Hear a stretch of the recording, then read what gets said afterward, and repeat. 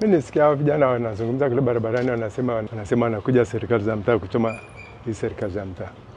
Mimi nikaingia ndani, yani kama utani, wakachukua machuma ya haya mahema hapo.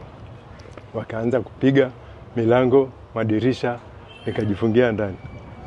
Mara moto ukaanza kuwaka. Moto unawaka kama gesi. Hapa dirishani hapo ulitokea, unapiga hapo ukutani, mtoto anatoka kwake kule ananiambia, baba, nyumba inaungua, moto unawaka mkubwa. Yeye akakimbia na mtoto wake pale bondeni pale. Mimi nikaingia ndani, nikafikiria nianze kuhamisha kitu, nihamishe kipi, niache kipi. Nikaendelea nikamwaga, moto unatokea dirisha hili, unapiga pale, unawaka juu ya paa pale.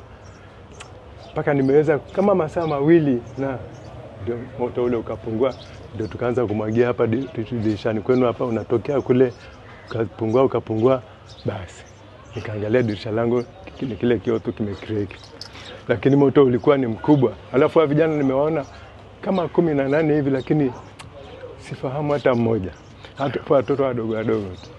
Unazungumziaje masuala kama haya kutokea, yanaleta taswira gani katika taifa? Wito wako kwa vijana ikiwa na heka kama hiyo? Karibu. Mimi nilikuwa nashangaa kwa sababu haiwezekani wale watoto wale wafanye kitu cha namna hiyo, wasikamatwe.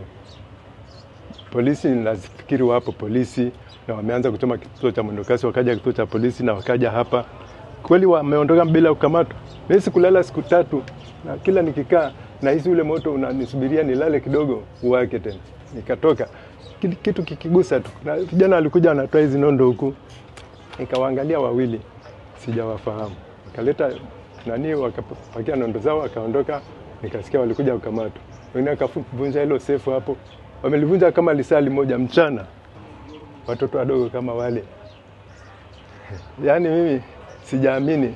Ofisi ya serikali ya mtaa, mle ndani kulikuwa na makabati mawili ya chuma ambao pia ilikuwa imesheheni nyaraka mbalimbali za serikali ya mtaa.